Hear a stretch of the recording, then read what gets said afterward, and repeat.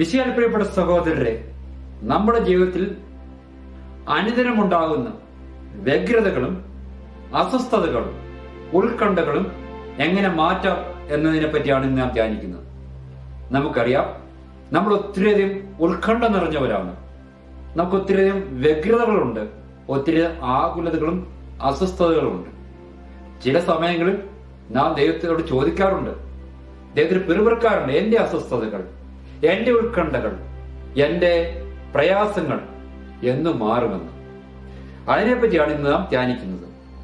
അതിലെ 4 ഉപാധികൾ നമ്മൾ ഇന്നത്തെ വായനയോട് നമുക്ക് കാണാൻ സാധിക്കും. റൂത്തിന്റെ പുസ്തകം 1-ാം അധ്യായം 16 മുതൽ 18 വരെയുള്ള ഭാഗം നാം റൂത്തിനെ പറ്റി വായിക്കുന്നു. സുഹൃത്തിനെയും വിശ്വസ്തയുമായിരുന്നു റൂത്തിന്റെ മുഖമുദ്ര. റൂത്തിനെ ഇസ്രായേലിന്റെ ദൈവമായ കർത്താവ് സമർത്ഥമായി അനുഗ്രഹിച്ചു. എന്തുകൊണ്ടാണ് റൂത്തിനെ ദൈവം അനുഗ്രഹിച്ചത്? അവൾ വിശ്വസ്തത കാണിച്ചു. ദൈവത്തോട് അവൾ വിശ്വസ്ത കാണിച്ചു. അതുപോലെ തന്നെ സ്വന്തം കുടുംബത്തോട്, ഇസ്രായേൽ ജനത്തോട് വിശ്വസ്ത കാണിച്ചു. ഈ വാനിലൂടെ ദൈവം നമ്മെ ഓർപ്പിക്കുകയാണ്, റൂത്തിനെ പോലെ നാം വിശ്വസ്തരാണെങ്കിൽ നമ്മൾക്ക് വ്യഗ്രതകളിൽ നിന്നും ഉത്കണ്ഠകളിൽ നിന്നും അസ്വസ്ഥതകളിൽ നിന്നും മോചനം ലഭിക്കും. അപ്പോൾ വിശ്വസ്തയിൽ ജീവിക്കാനായിട്ട് നാം പഠിക്കണം. അതാണ് 1-ാമത്തെ ഉപാധി. പ്രഭാഷകന്റെ പുസ്തകം 33-ാം അധ്യായം 7 മുതൽ 13 വരെയുള്ള വാചകങ്ങൾ നാം ധ്യാനിക്കുന്ന അസമത്വങ്ങളെ പറ്റിയാണ്. വ്യഗ്രതകളും അസ്വസ്ഥതകളും ഉത്കണ്ഠകളും മാറ്റുള്ള 2-ാമത്തെ ഉപാധി എന്താണ്? അതേപ്പറ്റിയാണ് ഈ വായന. ഇപ്രകാരം എഴുതിയിരിക്കുന്നു, എല്ലാ കാര്യങ്ങളും നിശ്ചയിക്കുന്നതും നടത്തുന്നതും ദൈവമാണ്, മനുഷ്യരല്ല. ഇപ്രകാരം എഴുതിക്കുന്നു, കുശവന്റെ കയ്യിൽ കളിമണ്ണ് പോലെയാണ് സൃഷ്ടാവിന്റെ കയ്യിൽ മനുഷ്യർ, അവിടെ തന്റെ ഇഷ്ടമനുസരിച്ച് പ്രവർത്തിക്കുന്നു എന്നാണ് 2-ാമത്തെ ഉപാധി. ഉത്കണ്ഠകളിൽ നിന്നും അസ്വസ്ഥതകളിൽ നിന്നും വ്യഗ്രതയിൽ നിന്നും മോചനം ലഭിക്കാനുള്ള 2-ാമത്തെ ഉപാധിയാണ് കുശവന്റെ കയ്യിലെ കളിമണ്ണ് പോലെ ആയിരിക്കും നാം ഓരോരുത്തരും. അതായത് സൃഷ്ടാവായ ദൈവത്തിന്റെ കൈകളിൽ നാം നമ്മെ തന്നെ പൂർണ്ണമായി സമർപ്പിക്കുക, പൂർണ്ണമായി ദൈവത്തിൽ ആശ്രയിക്കുക. അങ്ങനെ ചെയ്തു കഴിയുമ്പോൾ നമുക്ക് ഉത്കണ്ഠകളിൽ നിന്നും അസ്വസ്ഥതകളിൽ നിന്നും വ്യഗ്രതകളിൽ നിന്നും മോചനം ലഭിക്കും.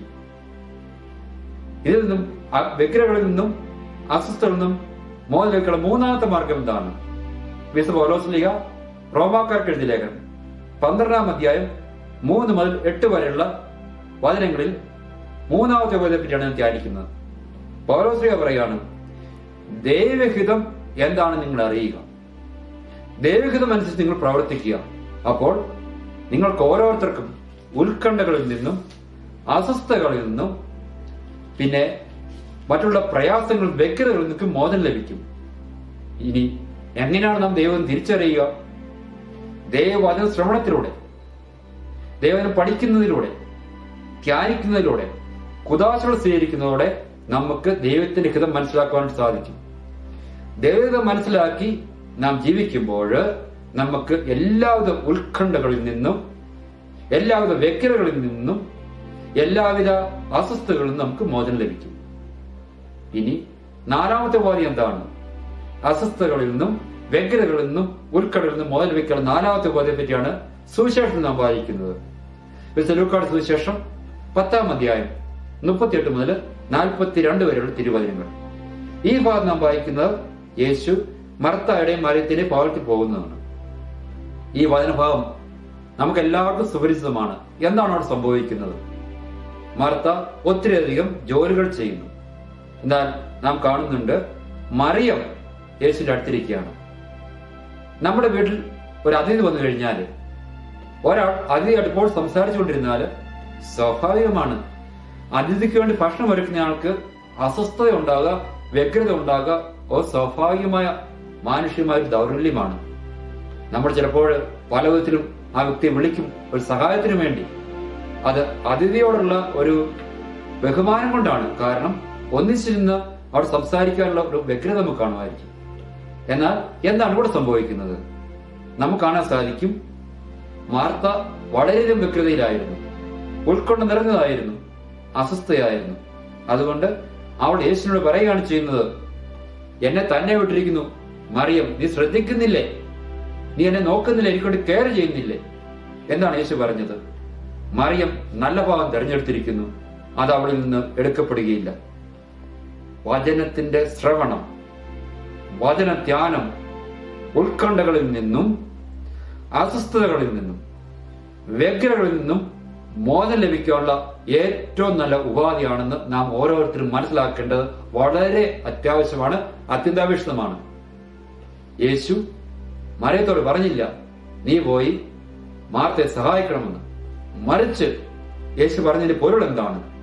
മാർത്തയോടെ പറയുന്നത് നീയും വന്ന് എന്റെ വചനം ശ്രവിക്കണമെന്ന്, എന്റെ അടുത്തൊന്ന് ഇരിക്കണമെന്ന്.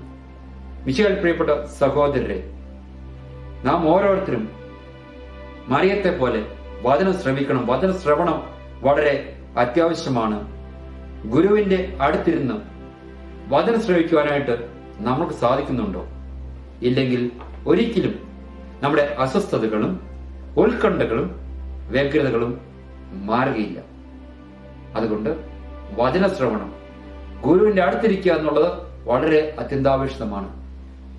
നമുക്കറിയാം, നമ്മുടെ അനുജീവിതത്തിൽ ഒത്തിരിയധികം തിരക്കുള്ള മനുഷ്യർ നാം ഓരോരുത്തരും തിരക്കിനിടയിൽ ചിലപ്പോൾ ഗുരുവിന്റെ അടുത്തിരിക്കുവാനായിട്ട് അല്ലെങ്കിൽ ഗുരുവിന്റെ ഈ വചനം വായിക്കുവാനായിട്ടോ ധ്യാനിക്കുവാനായിട്ടോ ശ്രവിക്കുവാനായിട്ടോ നാം സമയം കണ്ടെത്തുന്നില്ല.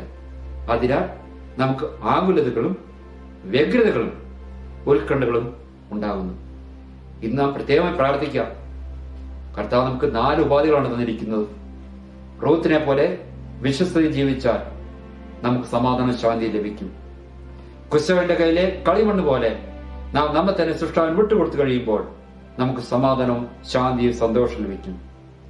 പൗലോസ്ലിയെ പോലെ ദൈവഹിതം അറിഞ്ഞ് ദൈവഹിതം അനുസരിച്ച് പ്രവർത്തിക്കുമ്പോൾ സമാധാനവും ശാന്തിയും സന്തോഷവും ഉണ്ടാകും. എല്ലാറ്റിനും ഉപരിയായി മറിയത്തെ പോലെ ഗുരുവിന്റെ അടുത്തിരുന്ന് വചനം ശ്രവിക്കുമ്പോൾ, വിശുദ്ധ ഗ്രന്ഥം വായിക്കുമ്പോൾ, ധ്യാനിക്കുമ്പോൾ എല്ലാ ഉത്കണ്ഠകളിൽ നിന്നും വ്യഗ്രതകളിൽ നിന്നും ആകുലകളിൽ നിന്നും നമുക്ക് മോചനം ലഭിക്കും.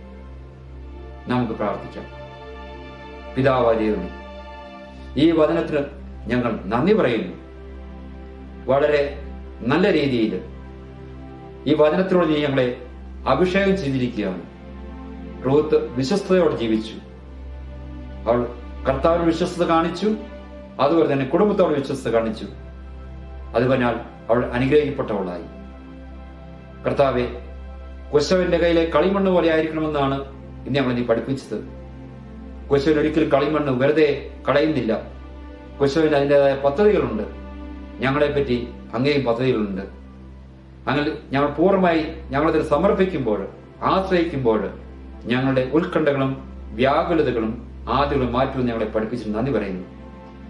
യേശുവിന് പൗലോസ് ഞങ്ങളെ പഠിപ്പിച്ചിട്ടല്ലോ, ദൈവഹിതം അറിയുകയും ദൈവഹിതം അനുസരിച്ച് പ്രവർത്തിക്കുകയും ചെയ്യുമ്പോൾ ഞങ്ങൾക്ക് സമാധാനവും ശാന്തിയും ലഭിക്കുന്നു. എല്ലാറ്റിനും ഉപരിയായി ഈശോയെ, ഇനി ആകുന്ന ഏറ്റവും വലിയ പാഠം വചനം ഇതാണ്. മാർത്ത പോലെ വ്യഗ്രതകളിലും ഉത്കണ്ഠകളിലും അസ്വസ്ഥതകളിലും നമ്മൾ വീഴുമ്പോൾ മറിയത്തെ പോലെ അങ്ങയുടെ പാതാന്ത്യത്തിൽ ഇരിക്കുവാനും ഗുരുവിന്റെ അടുത്തിരുന്ന് വചനം ശ്രവിക്കുവാനുമായിട്ട് അങ്ങ് ഞങ്ങളെ പഠിപ്പിക്കുകയാണ്. ഞങ്ങളുടെ അനുദിന ജീവിതത്തിൽ വ്യഗ്രതകളില്, ആകുലതകളില്, അസ്വസ്ഥതകളില്, ഉത്കണ്ഠകളില് യേശുവെ വിശുദ്ധ ബൈബിൾ വായിക്കുവാനായിട്ടും ധ്യാനിക്കുവാനായിട്ടും വചനം ശ്രവിക്കുവാനായിട്ടും ജീവിക്കുവാനായിട്ടും ഞങ്ങളെ ഓരോരുത്തരെയും പഠിപ്പിക്കണമേ. നമ്മുടെ കർത്താവ് യേശുമിശിഹായുടെ കൃപയും പിതാവാര്യത്തിൽ സ്നേഹവും പരിശുദ്ധാത്മാവിന്റെ സഹവാസവും നാം എല്ലാവരും കൂടി ഉണ്ടായിരിക്കട്ടെ. ആമേൻ.